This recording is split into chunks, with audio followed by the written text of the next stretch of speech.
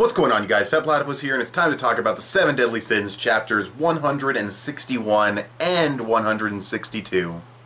So we got 2 chapters this week, which would be pretty cool if these 2 chapters didn't amount to about a single chapter's worth of content, but, you know, whatever.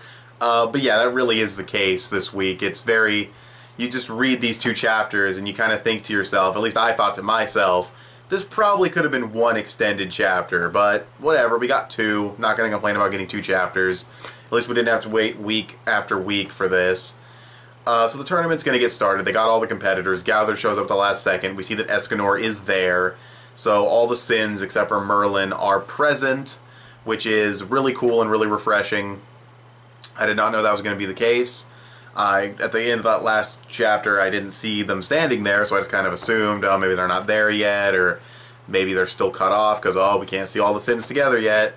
We see most of them together here. That color page was epic, though. That's the thumbnail for sure.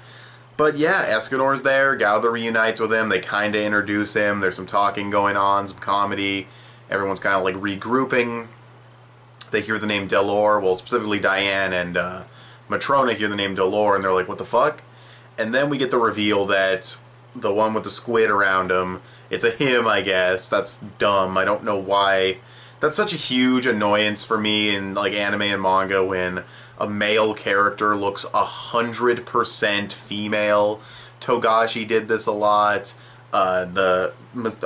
Kishimoto did this a little bit with Naruto, like with Haku. It's just, why do that? It's not funny. It's never played up as funny.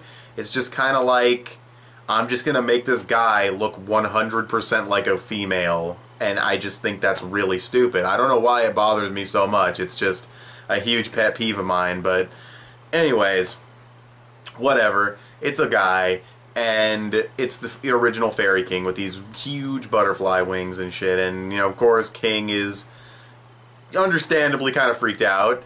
And they talk about how it can grant wishes, and it, like, kills Escanor, and then fucking uses this life thing and brings him back, which is crazy. Then they set up the whole... They set up the tournament. Basically, it's going to be 2-on-2 tag team matches. And they set it up with, like, these hands, and, you know, it looked pretty cool, I guess. It was nothing unbelievably creative, but it was more creative than just your standard stage. And I think that was the 2nd chapter, though. That 1st chapter pretty much ends with the reveal of the first Fairy King, kind of reuniting everybody. A lot of dialogue happened, so if I'm forgetting anything, I do apologize, but yeah. The 2nd chapter, though, with the hands and setting up the tag teams and everything, that's basically all that happened in that chapter. It was Meliodas and Bon. I'm not going to go through all of them, but Meliodas and Bon... and then King and Diane. At first I was kind of disappointed. I was like, okay, we're pairing these guys off at random, but then we get, by sheer coincidence, 7 Deadly Sins' author's favorite fucking word, coincidence. We get Bon and Meliodas, and we get fucking Diane and King, which at first I was like, oh, seriously, you're going to pair these guys off at random, but you're going to be super convenient about it? But no, some of the pairings were actually pretty fun. Like, you know, Arthur and that samurai guy, and Hawk and Escanor, those are funny. Elaine and Elizabeth is kind of convenient because it's the 2 main dudes, you know, girls, but, you know, it's also interesting, so, yeah, and then we had Delor and fucking Fairy King. I'm just going to call him that because I don't remember the name, started with a G, and I don't even know if I could pronounce it. So, you know, Fairy King and Delor, they're entered as well, or their fake doubles are entered, I guess. I don't know. That's kind of disappointing. I wish they kind of had just entered themselves, but, you know. And the other teams are pretty cool, I guess. You know, there's the new characters who were introduced, so I don't know anything about them, but they're partnered up kind of interestingly, so we'll see where that goes. And then we also have a couple of fodder bird people that the one person could summon, so that's kind of okay. You know, it's kind of a boring team. But, yeah, we'll see what happens. I think they said there were 16 teams. If they face off, there'll be 8 teams, and then, you know, it'll just keep going down until it's 2v2, or 1v1, whatever you want to, however you want to word that. And I think it's interesting. I definitely thought it would just be a traditional tournament, or maybe it'd be some kind of weird Cell Games thing where it's like, oh, you just take turns trying to beat us. And, you know, a couple people step up and they lose, and then Meliodas steps up and he wins, or, you know, whatever. Maybe that could happen, or it'd be a traditional tournament, or maybe they wouldn't even fight. meaning Dolor and Fairy King, but not the case. Also, we got the sin for the Fairy King. It was not the sin, the commandment. It was like repose or something like that. I don't know if that's like a translation thing, but just based on that word, I don't know what that means. Maybe I'm being dumb. Maybe I'm forgetting. I don't know what that means. So, yeah. But overall, I liked the 2 chapters. I like tournaments. I like how everything was set up. The teams are pretty interesting. They started off kind of disappointing with the first couple teams, but they ended up being pretty varied and pretty interesting. Hendrickson and Baby Griamore, that has to fucking suck. In the translation I read, it was called Crybaby Griamore, which is very funny.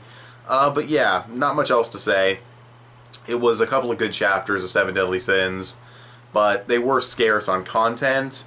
It's kind of hard to, judge them because I read them back to back, but I'd say both aren't too great on story progression. Together they're fine, but they, on their own, aren't too great on story progression. The art was, good as always.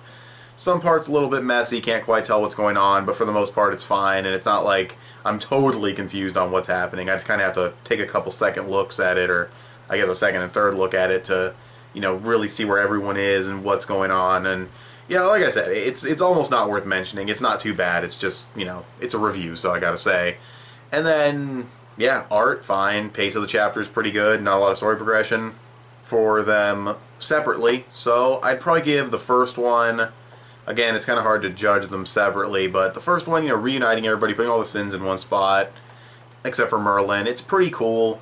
And the reveal at the end is pretty big and intriguing, because apparently, he whatever was supposed to die like 3,000 years ago against the Demon King, so there's backstory there that can be revealed later. So it was pretty good setup, I suppose. And these are setup chapters, so I guess not having a lot of progression is kind of okay. I just hope the payoff's good. And it usually is in the 7 Deadly Sins. So, yeah, that's pretty much all I have to say. The first one, it's okay. I'd probably give it like a 7. The second one I definitely thought was a little bit better, and it is fully and truly a setup chapter by definition, so I'm going to be a little more lenient on that one, give it like a 7.5. But yeah, that's all I have to say. So, with that being said, thanks for watching this video. Tell me what you guys thought of these 2 chapters of the 7 Deadly Sins in the comment sections below. You can follow me on Instagram, or add me on PSN. I'm petplatypus on both. Give the video a thumbs up, that would help me out a lot. Subscribe if you haven't already, or if you like what you've seen here, and I'll talk to you guys later. Bye.